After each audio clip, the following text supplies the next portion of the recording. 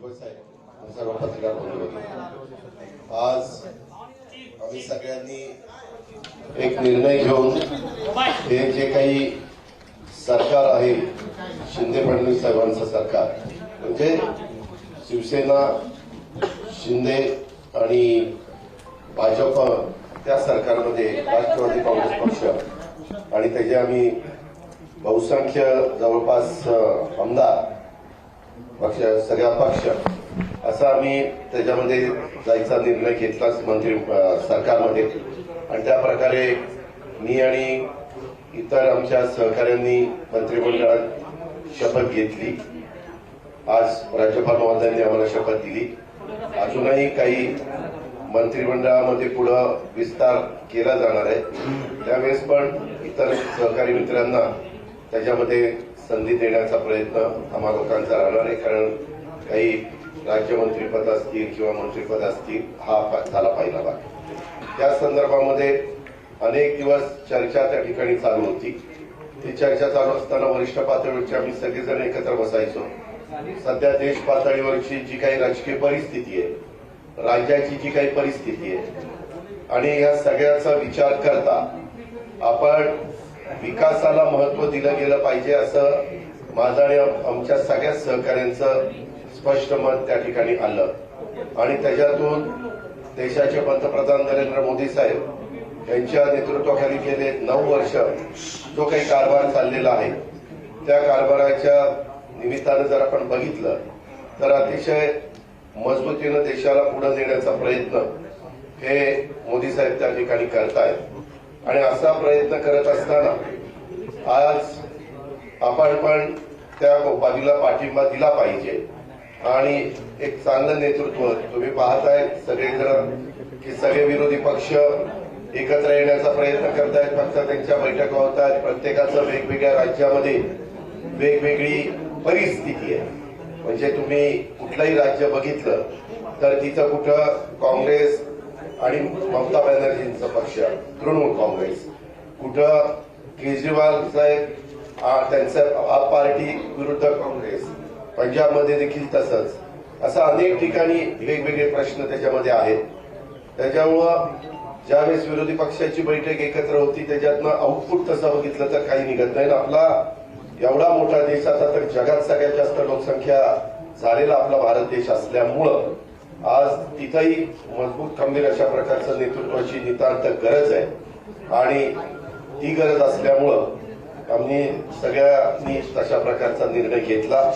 आज इथं शिंदे साहेबांचं देवेंद्र फडणवीसांचं सरकार काम करत होतं, इतके दिवस मी तिथं विरोधी पक्षनेता म्हणून काम करत होतो, परंतु शुक्रवारी मी विरोधी पक्षनेते पदाचा राजीनामा दिला आणि मागे देखील आमच्या वर्धापन दिनाच्या निमित्तानं मी माझी भूमिका स्पष्ट सर्वांच्या समोर मान्यवरांच्या समोर काही त्यावेळेस ट्रेनला तेच तिथं राहत होते, तिथंच पक्षाची स्थापना झाली आणि गेली 24 वर्ष वेगवेगळ्या पद्धतीनं तो पक्ष वाढण्याच्या करता प्रफुल्लभाई पटेल साहेब असतील किंवा भुजबळ साहेब असतील किंवा सगळेच जण असतील, सगळ्यांनीच आदरणीय पवार साहेबांच्या मार्गदर्शनाखाली काम केलं। इथपर्यंतचा प्रश्न पक्ष इथपर्यंत पोहोचलेला आहे।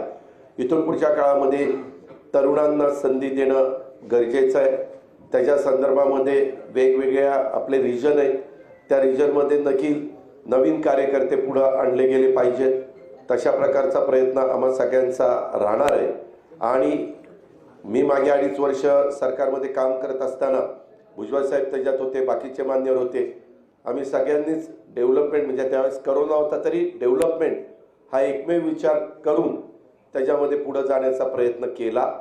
काही जण आता वेगवेगळी टीका टिप्पणी करणार, आम्हाला टीका टिप्पणीला फार उत्तर देण्याचं कारण नाही। तुम्हाला सगळ्यांना माहिती आहे आपण कामाशी मतलब ठेवत असतो। महाराष्ट्र राज्याचा सर्वांगीण विकास करणं, त्याच्यामध्ये मोठ्या प्रमाणावर केंद्रीय निधी महाराष्ट्राला कसा मिळेल तो त्या ठिकाणी पाहणं आणि महाराष्ट्रातली जनता समाधानी कशी राहील त्याच्यामध्ये सगळा घटक आला, त्या घटकाला मदत करण्याच्या करता आम्ही अशा प्रकारचा निर्णय घेतला आणि हा निर्णय घेतला असताना जवळपास बहुतेक आमदारांना तो निर्णय मान्य आहे, लोकप्रतिनिधींना मान्य, पक्ष सगळा आमच्या बरोबरच आहे आणि उद्याच्या काळामध्ये राष्ट्रवादी काँग्रेस पक्ष म्हणूनच आम्ही ह्या सरकारमध्ये सामील झालो. पुढं पण तशाच पद्धतीनं कुठल्याही निवडणुका असतील, जिल्हा परिषद असतील, तालुका पंचायत असतील, महानगरपालिका, नगरपालिका, आमदारकी, खासदारकी, तशाच प्रकारे जे काही पक्षाचं चिन्ह आहे, पक्षाचं नाव आहे, त्याच नावाखाली, चिन्हाखाली आम्ही सगळेजण निवडणुका लढवणार आणि त्याच्यातून पक्ष अधिक बळकट करण्याचा प्रयत्न, पक्ष वाढवण्याचा प्रयत्न हा आम्ही त्या निमित्तानं करणार आहोत. आम्ही आज मंत्रिमंडळामध्ये समावेश झालेलो आहोत. दुसरं, तुम्हाला माहिती असेल, मधी नागालँडला पण निवडणुका झालेल्या होत्या. तिथंही पक्षाचे 7 आमदार निवडून आलेले होते. 7 जणांनी निर्णय त्या बाबतीमध्ये घेतला आणि तिथं भाजपच्या बरोबर त्या ठिकाणी पक्ष त्यांच्याबरोबर तिथं गेलेले, म्हणजे सगळे आमदार पक्षाची मान्यता घेऊन तिथं गेलेले आहेत. दुसरी गोष्ट, काही जण वेगवेगळ्या प्रकारचे आरोप त्या ठिकाणी करतील. वास्तविक आम्ही 3.5 वर्षापूर्वी जो निर्णय घेतलेला होता, त्याही वेळेस शिवसेना, काँग्रेस आणि राष्ट्रवादी काँग्रेस असं तिघांचं सरकार होतं. उद्धव ठाकरे साहेबांच्या नेतृत्वाखाली आम्ही सगळ्यांनी काम केलं. त्याच्यामध्ये जातीयवादी म्हणण्याचा अधिकार जर आम्ही शिवसेनेबरोबर जाऊ शकतो, तर आम्ही भारतीय जनता पक्षाबरोबर पण जाऊ शकतो. त्याच्यामध्ये तिथे काही अडचण नाही. नागालँडमध्ये आम्ही जाऊ शकतो. तर राज्याच्या सर्वांगीण विकासाच्या करता शेतकरी, कष्टकरी, कामगार, आदिवासी, मागासवर्गीय, अल्पसंख्याक हा सगळा जो घटक आहे, ह्या सगळ्या घटकाला न्याय देण्याच्या करता आम्हाला अनेक वर्ष प्रशासनाचा अनुभव आहे. त्या अनुभवाचा कसा फायदा आपल्याला करून देता येईल, आमच्याकडे जी डिपार्टमेंट येतील आज किंवा उद्या, मुख्यमंत्री महोदयांचा तो अधिकार असतो.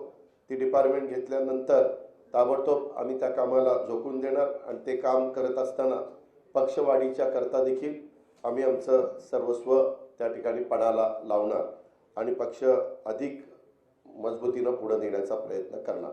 अशा प्रकारचा मनोदय आमच्या सर्वांचा आहे. आज काही जण पोहोचू शकले नाहीत, काही परदेशात आहेत, परंतु त्यांच्याशी पण मी फोनवर संपर्क साधला. विशेषतः मी लोकप्रतिनिधींच्या बाबतीमध्ये बोलतोय, त्यांच्याशी पण संपर्क त्या ठिकाणी साधला.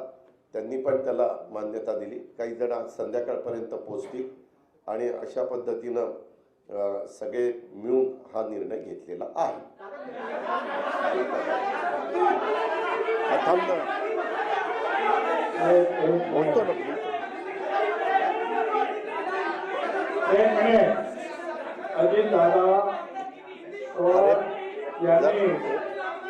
अजितदादा पवार उपमुख्यमंत्री यांनी जे आपलं मनोगत आपल्या समोर मांडलेलं आहे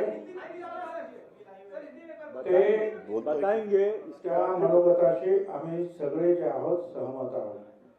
नंबर 1, आम्ही राष्ट्रवादी काँग्रेस पार्टी म्हणूनच ह्या महाराष्ट्र सरकारचा तिसरा घटक म्हणून त्याच्यामध्ये सामील झालेलो आहोत. काही लोकांचा जो आहे गैरसमज आहे की पार्टी सोडली नाही. राष्ट्रवादी काँग्रेस पार्टी म्हणूनच आम्ही सामील झालेलो आहोत. अनेक दिवस जे आहेत, तुम्हाला कल्पना आहे की चर्चा चालू होती, त्याच्याबद्दल आता मी काही बोलत नाही की याच्यामध्ये काय काय घडलं ते. परंतु जे आहे, जो सगळ्यांनी जो आम्ही निर्णय घेतला की या राज्यामध्ये जर आपल्याला प्रश्न सोडवायचे असेल, शेतकऱ्यांचे प्रश्न आहेत, बेरोजगारांचे प्रश्न आहेत, तर आपल्याला नुसतं भांडण करून चालणार नाही.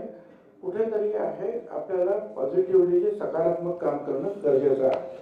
आम्ही तो निर्णय घेतला. एक नक्कीच आहे की या देशाचे प्रधानमंत्री मोदी साहेब, त्यांच्यावर आम्ही अनेक वेळा टीका पण केली, पण हे नाकारता येत नाही की आज अतिशय मजबूतीनं देशाचं नेतृत्व त्यांच्या हातामध्ये अतिशय सुखरूप आहे आणि ते जी कामं आहेत विकासाची, मग महाराष्ट्र सरकार असो किंवा भारत सरकार असो, विकासाच्या कामाला ताबडतोब निर्णय घेऊन किंवा जे काही अनेक प्रश्न जे आहेत त्या किचकट प्रश्नावर सुद्धा निर्णय घेऊन त्यांनी समाधान करण्याचा प्रयत्न केलेला आहे. विशेषतः माझ्यापुरतं तर बोलायचं झालं तर ओबीसीचे तर अनेक प्रश्न आहेत, अनेक प्रश्न आहेत आमच्या ओबीसीचे. आता हे ओबीसीचे प्रश्न जे आहेत हे जर सोडवायचे असतील तर भारत सरकार आणि राज्य सरकार यांच्या सहकार्याशिवाय तर सुटणारच नाही. ते करताय, परंतु आतमध्ये राहून जे आहे ओबीसी समाजाचे सुद्धा अनेक प्रश्न किंवा इतर मागासवर्गीय समाजाचे प्रश्न जे आहेत आम्हाला सोडवता येणार आहे. एक आता जे दादाने सांगितलं की पाटणाला सुद्धा जी काय मीटिंग झाली, आपण पाहतोय कोण याच्यावर रागवतोय, कोण त्याच्यावर रागवतो, हा निघून जातो, तो निघून जातोय, अर्धे येतात अर्धे येत नाहीत. त्यामुळे आपण जे पाहिलं आहे की एकूण या देशामध्ये हे सर्व पक्ष जे विरोधी पक्ष ते तरी कुठे एकत्र येत आहेत. आणि अगदी खरं सांगायचं म्हणजे आमच्या पवार साहेबांनी सुद्धा काही दिवसापूर्वी आम्हाला सांगितलं की देशामध्ये तर मोदी साहेबच येणार आहेत प्रधानमंत्री 24मध्ये सुद्धा. आता जर हे असं जर आहे तर आपण जे आहे एक सकारात्मक विचार घेऊन त्यांच्याबरोबर गेलं पाहिजे आणि आपले जे प्रश्न आहेत, जनतेचे प्रश्न आहेत ते सोडवण्यासाठी आपण सगळ्या सरकारचं मदत घेतली पाहिजे, आपण सरकारला मदत केली पाहिजे. उगाच रस्त्यावर भांडून जे आहेत हे प्रश्न काही सुटणार नाही आहेत. त्याच्यामुळे शासनामध्ये जाऊन जे आहेत हे प्रश्न सोडवण्याचा आमचा प्रयत्न राहणार आहे. बाकी दादाने सांगितलं, लोक आता आरोप करतात की आमच्या यांच्यावर केसेस आहेत, कोणतरी बोललं केसेस आहेत म्हणून ते गेलेत. कोणावर केसेस आहेत? अजितदादावरच केसेस नील केल्या. माझी केस जी आहे महत्त्वाची ती सुटली. अनिल भाईदास त्यांच्यावर केस नाही. तटकरे मॅडमवर केस नाही. धर्मराज बाबात्राम केस नाही. दिलीप वळसे पाटील केस नाही. संजय बनसोडे केस नाही. कुणावर केस आहे? हसन मुश्रीफ आहे, पण त्याच्यामध्ये सुद्धा आपण त्यांना पाहतोय की त्यांची केस सुद्धा एवढी चांगली आहे की त्यांना अजिबात अजूनही जे आहे त्यांच्यावर आरोप ठेवून जी कठोर कारवाई आहे ती कारवाई केली नाही कोर्टाने. त्यांना वारंवार जे कोर्ट जे आहे त्या तारखा पुढे ढकलत आहेत. याचं कारणच असं आहे की तेवढं मजबूत असं काही ठोस त्यांच्या विरुद्ध सापडत नाही, हे सुद्धा खरं आहे. म्हणून उगीच काहीतरी कोणीतरी बाणट आमच्यावर लावण्याचा प्रयत्न करू नये. ठीक आहे, आम्ही आमची निर्णय घेतलेला आहे, तुम्ही तुमचं काम करा. आम्ही सरकारमध्ये राहून जनतेचे प्रश्न सोडवण्यासाठी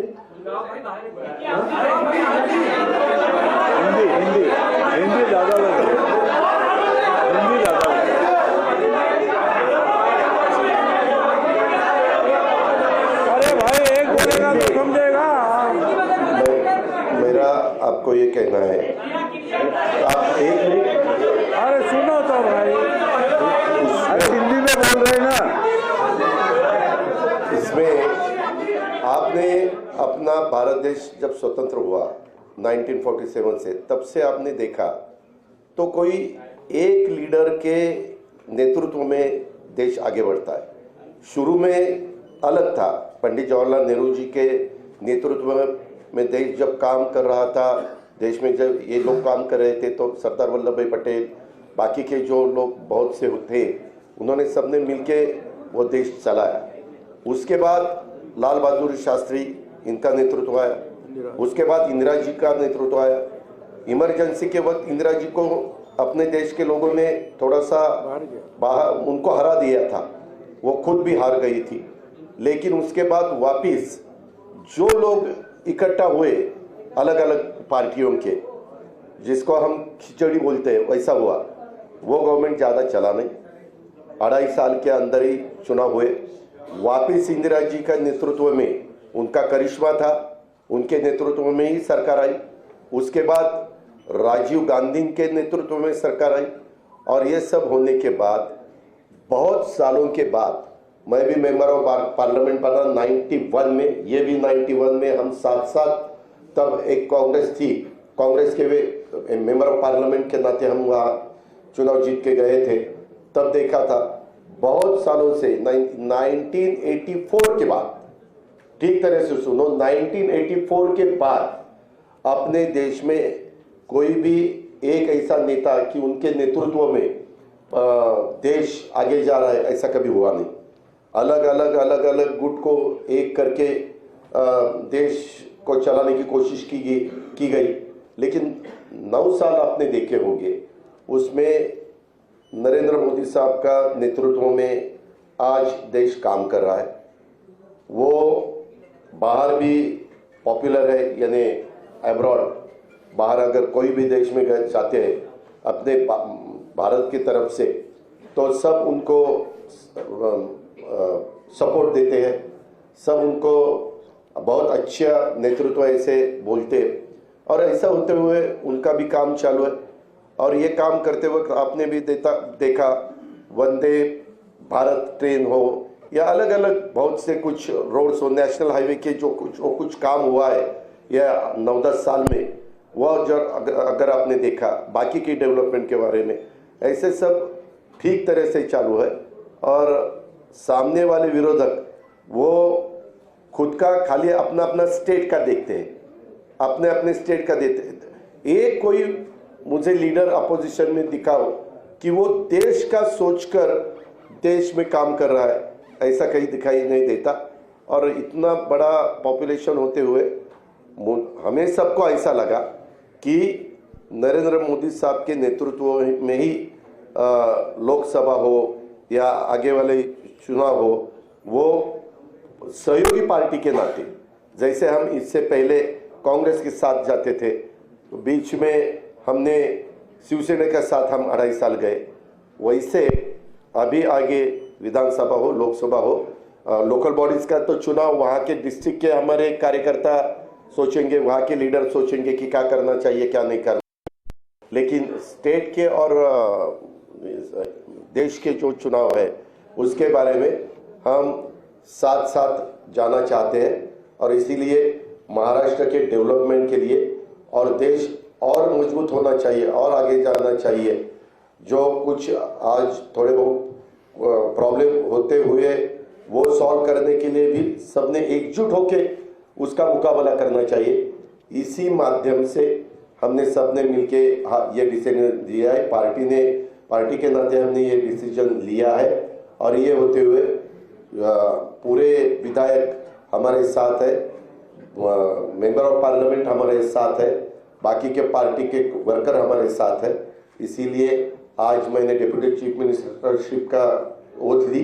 बाकी के हमारे सीनियर नेता और नया भी कुछ लोगों को हमने आज तक इस गवर्नमेंट में लेडी को प्रतिनिधित्व नहीं था, आगे शायद वो देंगे, लेकिन हमने वो भी सोचा।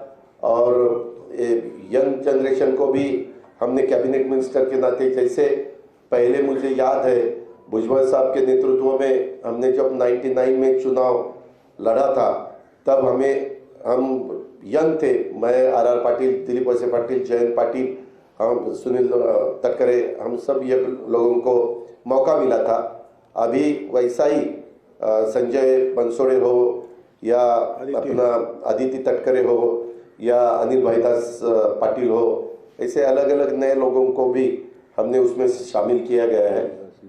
और उसमें ट्राइबल को भी प्रतिनिधित्व मिलना चाहिए, शेड्यूल कास्ट को भी प्रतिनिधित्व मिलना चाहिए, माइनॉरिटी को भी प्रतिनिधित्व मिलना चाहिए, लेडीज को भी प्रतिनिधित्व मिलना चाहिए। ऐसा सब सोचकर और ओबीसी को भी प्रतिनिधित्व ज्यादा मिलना चाहिए, ऐसा सब सोचकर हमने ये मिनिस्ट्री में मौका दिया है। और आगे भी जो हम जब बात सीएम साहब के साथ करेंगे, बाकी डीसीएम साहब साथ के करेंगे, बैठेंगे, तो बाकी के भी लोगों को और मौका देने की हमारी कोशिश रहेगी।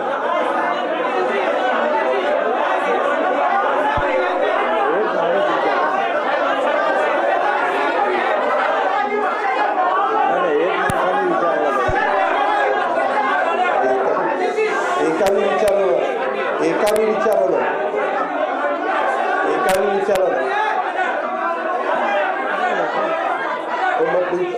तुम्ही एकाने विचारा, मी विनंती करतो, मैंने जो कुछ कहा है वो सबके आपके सामने रखा है।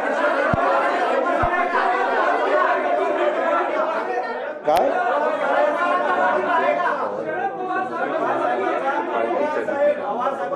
उसकी नाराजगी दूर करेंगे भाई। क्या? अरे एक आदमी पूछो ना।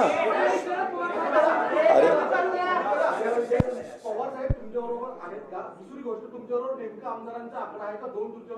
लोकांच्या तर सह्या झाल्या. आमच्याकडं सर्व आकडा आहे, आम्ही काय, एक मिनिट, आकडा काय, आमच्या बरोबर सगळे आमदार आहेत, आपण काळजी करू नका. आकडा सांगायला काही मटक्याचा आकडा काढायचा नाही आपल्याला, त्याच्यामुळं तुम्ही तो काही विचार करू नका. सगळेजण आमच्याबरोबर आहे, पार्टी आमच्याबरोबर आहे. आम्ही सगळ्यांना त्या ठिकाणी सांगितलं, वरिष्ठांना पण सांगितलं, डेमोक्रेसीमध्ये बहुमताला त्या ठिकाणी महत्त्व दिलं जातं. ही आजपर्यंतची परंपरा आहे आणि त्या पद्धतीनं पाठीमागच्या काळामध्ये देखील काँग्रेसमधनं राष्ट्रवादी काँग्रेस पार्टी बाजूला आली आणि नवी पार्टी उभी राहिली. त्यावेळेस भुजबळसाहेब, प्रफुल्लभाई ह्या सगळ्यांनी साथ दिली आणि पार्टी पुढे गेली. त्याच्यानंतर वेळोवेळी पार्टीनं अनेकदा वेगवेगळे निर्णय घेतलेले 24 वर्षामध्ये आपल्यालाही सगळ्यांना माहिती आहे. आता बऱ्याच 24 वर्षामध्ये पाणी वाहून गेलेलं आहे. आता नवीन नेतृत्व पण पुढे आलं पाहिजे आणि महाराष्ट्रातले प्रश्न सुटले पाहिजे, शेतकऱ्यांचे प्रश्न सुटले पाहिजे. कारण गेले 1 वर्षभर विरोधी पक्ष नेता या नेत्यांनी काम करत असताना किंवा भुजबळ साहेब आणि बाकीचे सगळेजण विरोधी पक्षाचे आमदार म्हणून काम करत असताना आम्ही फार बारकाईनं वेगवेगळ्या समस्या पाहिलेल्या आहेत. उद्याच्याला ज्यावेळेस कॅबिनेट होईल बुधवारी वगैरे, तर त्यावेळेस आम्ही ते मुद्दे समोर आणून सरकारच्या माध्यमातून ते वेगवेगळे विषय हाताळण्याचं काम करू, दिलासा देण्याचं काम करू आणि त्याच्यामध्ये कुठल्याही परिस्थितीमध्ये असे कुठले विषय येणार नाही की ज्याच्यातनं आम्ही 3 पक्षाचं सरकार सरकार चालवत असताना त्याच्यात कुठल्या अडचणी निर्माण होतील. कारण कधी कधी एकत्र. तो देखिए, 1 ही घंटे के भीतर जो परिवर्तन बड़ा हुआ है महाराष्ट्र की राजनीतिक उलटफेर की पूरी जानकारी फर्स्ट इंडिया पर आपको दे रहे हैं. लेकिन अजीत पवार जो अब डिप्टी सीएम महाराष्ट्र के हैं, उन्हें आप सुन रहे हैं, वो कह रहे हैं कि जिनकी नाराजगी है उन्हें दूर करेंगे, लेकिन इस समय महाराष्ट्र के विकास के लिए सबसे ज्यादा जरूरी था. तस्वीरें भी दिखा रहे हैं, साथ ही ग्राफिक्स के जरिए समझा रहे हैं कि शिंदे के नए सारथी कौन कौन होंगे. पार्टी के चुनाव चिन्ह पर चुनाव लड़ेंगे, लेकिन सवाल ये कि इसके बाद जो परिस्थितियां हैं उनसे किस तरह से निपटेगी एनसीपी.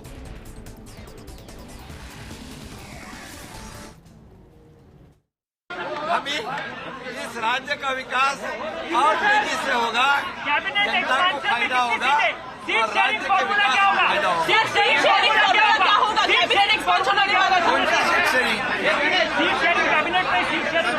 अरे अभी बहुत टाइम बाकी है.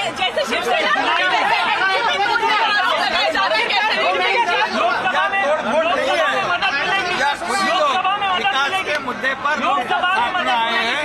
ये राज्य विकास कर रहा है, शिवसेना बीजेपी सरकार काम कर रही है. विकास के मुद्दे पे अजीत दादा और साथ में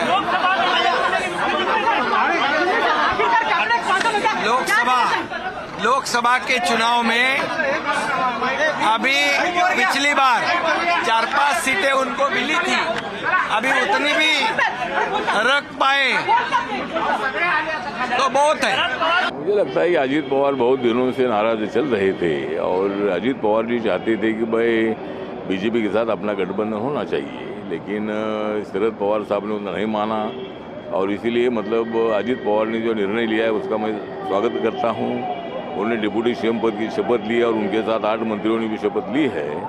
तो एक बहुत बड़ा परिवर्तन मतलब महाराष्ट्र में हुआ है और एनसीपी को बहुत बड़ा धक्का मिला है, महाविकास आघाड़ी को बहुत बड़ा धक्का मिला है.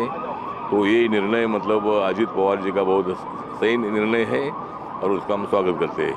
ये एक प्रक्रिया चल रही थी, सबको मालूम था. इस बारे में मैंने पहले भी आपको जानकारी दी थी कि ऐसा होने जा रहा है, ऐसा हो सकता है. उसका मतलब ये है जो मुख्यमंत्री है आज के मिस्टर एकनाथ शिंदे, उनके ऊपर जो डिस्क्वालिफिकेशन की जो तलवार लटक रही है वो जल्दी ही गिरने वाली है. उनके साथ 16 विधायक जो शिवसेना से फुट कर गए थे वो डिस्क्वालीफाई हो जाएंगे और सरकार अनस्टेबल हो जाएगी. उसके लिए ये नया सपोर्ट लिया है